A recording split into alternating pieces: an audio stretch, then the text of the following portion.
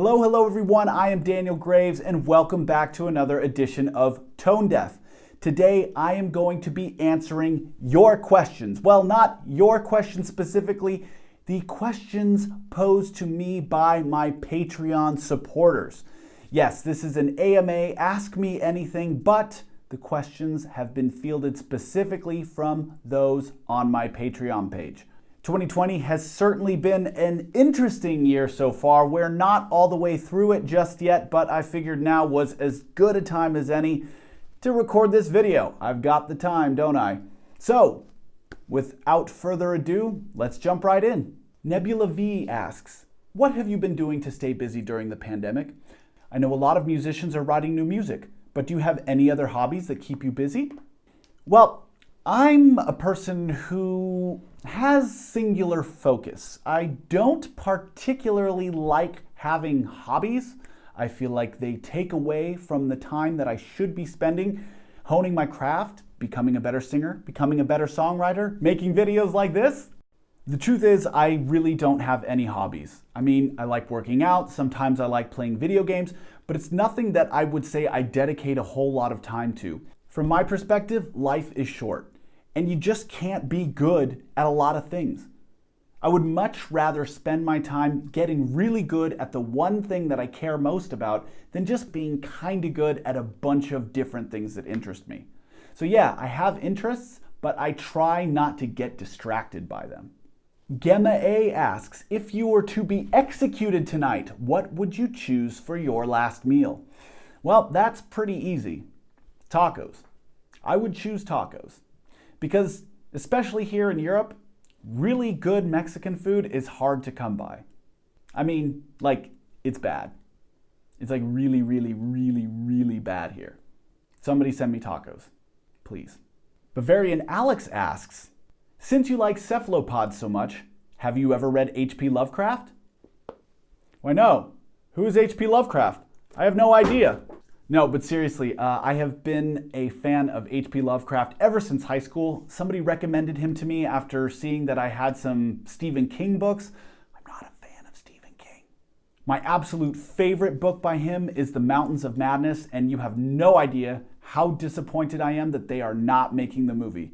When I'd heard that Guillermo del Toro was going to be making a film adaptation of my favorite book, I lost my mind. And my heart broke a little bit when I heard it wasn't going to happen. Jess M asks, where do you get the inspiration for the characters in your music videos? Most of the characters in my videos are artistic representations of me, of the different sides of me. I often feel like I have a lot of different personalities swimming around in my brain and I'm trying to make sense of them or express them in some way through my music. But I've found that the music videos and bringing those characters to life has been incredibly therapeutic and helped me make sense of all of that craziness that's just swirling around in my brain all the time. Mostly these characters come from dreams, and if not, they're just sort of based on feelings or single images that I have in my mind while I'm writing the songs. Monica A asks, when will we hear new music? Well, as a patron, you should know when new music is coming because it's a goal, and it's coming very soon. Very soon. And if you want new music and you want to help me make new music, sign up for my Patreon. Rihanna S asks, if you could bring back one Aesthetic Perfection song to play live, which one would it be and why? To be honest, I can't narrow it down to just one song. I would really love to be able to play songs from my first album, Close to Human, live in one form or another again.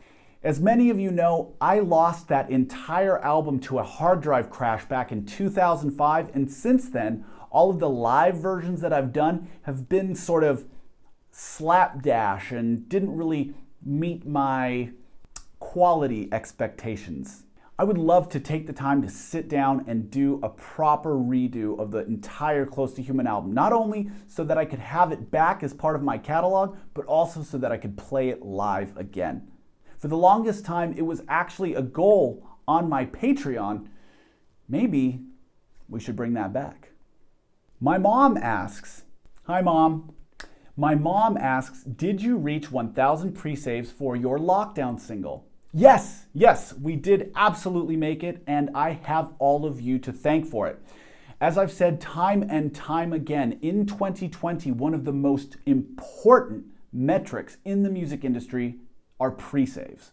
The reason is pre-saves demonstrate to the algorithms that there are fans that are actually willing to go the extra mile for the music that they love. The last time I checked, I believe the number was around 1,100 pre-saves, and that is enormous, especially for a band of my size, because bands that are multiple times bigger than ours do not get those numbers at all. So thank you all for helping us get there.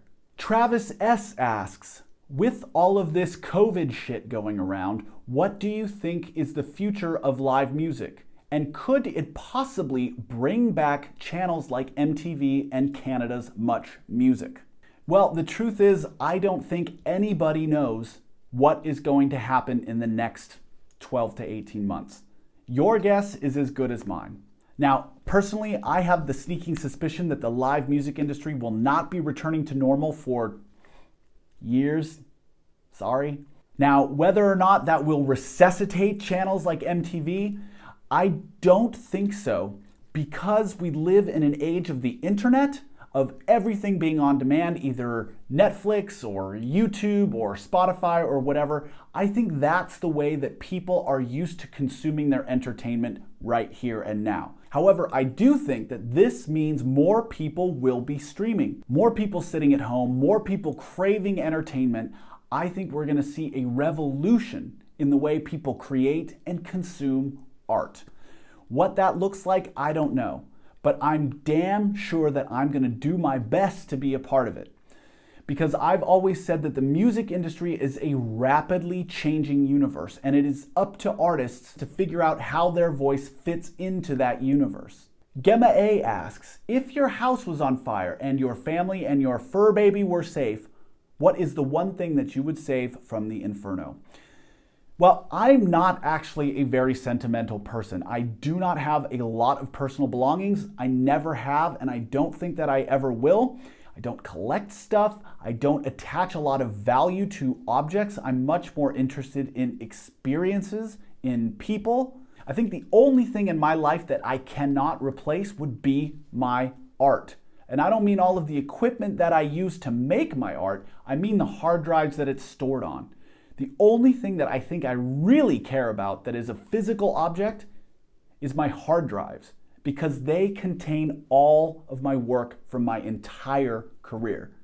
And if I lost them, I would have nothing. Yvonne asks, is there an experience that has changed your life?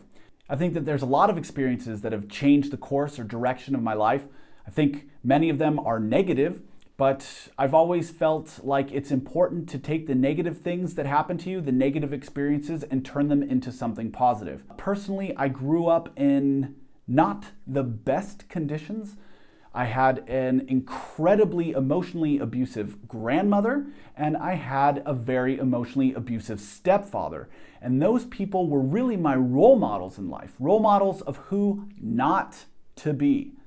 And I'm forever grateful that I had them in my life, because I think otherwise I wouldn't be the person that I am today. Maybe my life would have gone a different direction and I would have turned out to be a complete asshole. It's much better that I was an asshole earlier in life and then I could learn and grow and mature and be a semi-decent person now in middle age.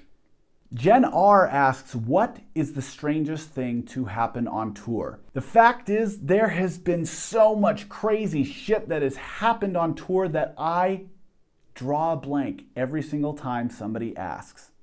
I mean, seriously, like, I cannot think of a single thing, a single story to tell right now that would be interesting. But I promise you, the moment I switch this camera off, it's gonna pop right into my head and I'm gonna go, man, I wish I'd told that story. The fact is, touring is just so grueling and takes so much mental energy. I feel like it actually makes it difficult to store memories while you're there. And that is not made any better by the consumption of alcohol. VB asks, how many unfinished tracks do you have, and would you consider finishing them and releasing them as an album? Well, actually, I have many unreleased songs, and I am very much considering putting out an album. The thing is, I just don't really know what putting out an album looks like in this current climate. Everything is so crazy, nobody really knows what to do. So I think for the time being, I'm just gonna keep creating and see where it goes, see what happens. Maybe it's singles, maybe it's an EP, maybe it's a full-length album. I don't know. What I do know is that I'm really, really excited about these songs. I think it's some of the best work that I've ever done. I know bands always say that, but I really believe it, and I cannot wait to share it with all of you. Alex M asks, what was the toughest choice you ever had to make for your music career? Hands down, the most difficult choice I ever had to make for my career was leaving my management and leaving all of my labels behind. This was not an easy choice. I was scared out of my fucking mind. I've started to notice in my life that the most difficult decisions, the scariest decisions, are the ones that really, really need to be made.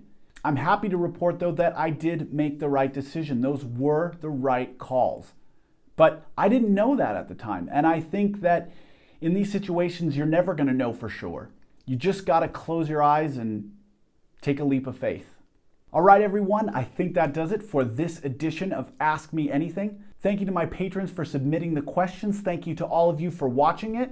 If you enjoyed this video, be sure to give me the old thumbs up and hit the subscribe button. Of course, be sure to follow me on Facebook and Twitter and Instagram. I've got all the links down below in the description. And as always, if you value my work and you want to get more involved, please consider joining the Imperfect Society. Over the last couple years, we have built an amazing community of people, and I am so proud of it, and I am so grateful to them. Without them, this whole thing would not be possible. So yeah, that about does it. I will see you guys next time. Bye-bye.